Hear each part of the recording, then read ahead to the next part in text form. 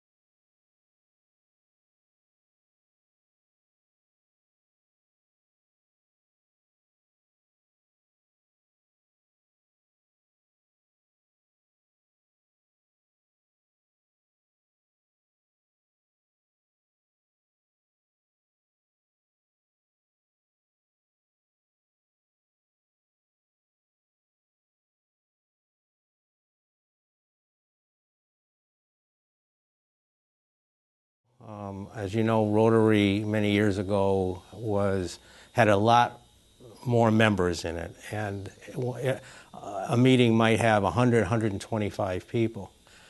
Well, before the regular meeting, there was a small group of members that religiously had an unofficial meeting at the bar at Valley Steakhouse. I don't know how much business was done, but this happened every meeting. More seriously, there were two Rotary members in Springfield that were given the honor periodically of speaking to the club. And their speeches were well given. They had a lot of substance to it, a lot of history, and most members used to make extra special effort to come to the meeting to listen to them. One was Dick Garvey, who was I believe, editor of the Springfield Republican newspapers. The other was Rabbi Herman Snyder, who I understand, I know, had met Paul Harris, who started Rotary, and had a personal relationship with him. And I always enjoyed having Dick Garvey get up and tell his stories, the history of Springfield.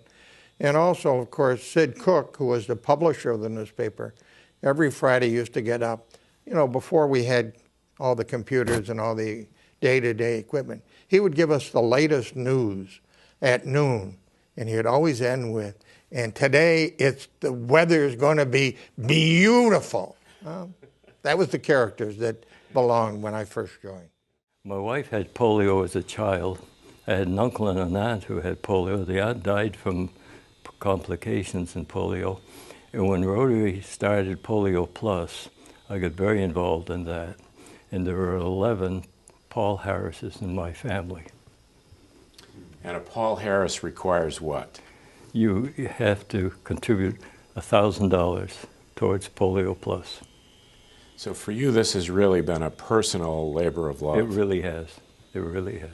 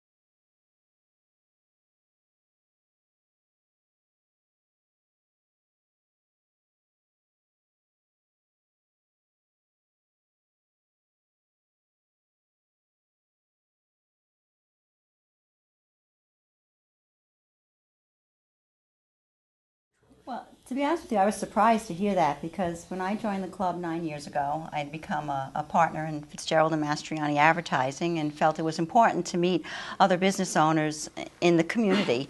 And when I joined Rotary, it was a wonderfully mixed group of men and women, young and old. And I really think that women have added to the conversation. We have different life experiences. We're mothers, we're wives, we're homemakers, but we're also business owners. And we bring a different dimension to the club. And I think it's helped to attract some younger members as well. And it makes for a very enjoyable experience. I really enjoy the meetings. I love listening to the stories from the older members, and I love seeing the new people and helping them introduce them to different vehicles, avenues in Springfield, and how to mentor them and how to network. And it's very enjoyable. I'm surprised that I enjoy it as much as I do, but it's a great group of people, and the women really, I think, add a lot to it, just like they do to any organization. One of the important things that my dad taught me is the biggest gift that you can give someone is the gift of yourself. It's something that no one else can duplicate.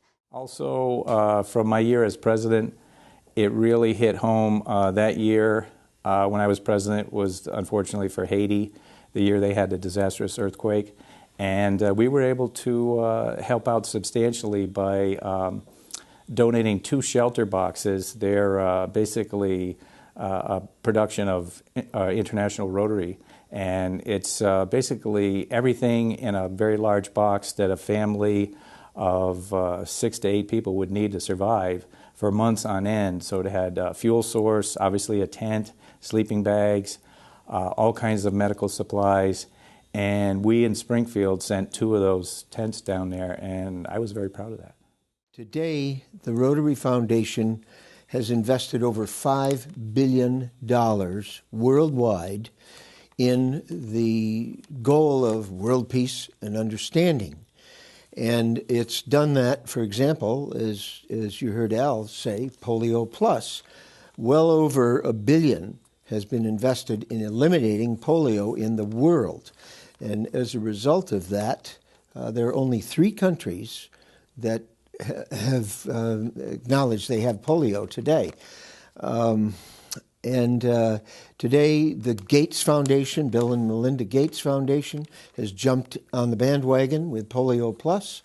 And any contributions that we as Rotarians make to the foundation, they double it. So Polio Plus, through the foundation, was a huge endeavor.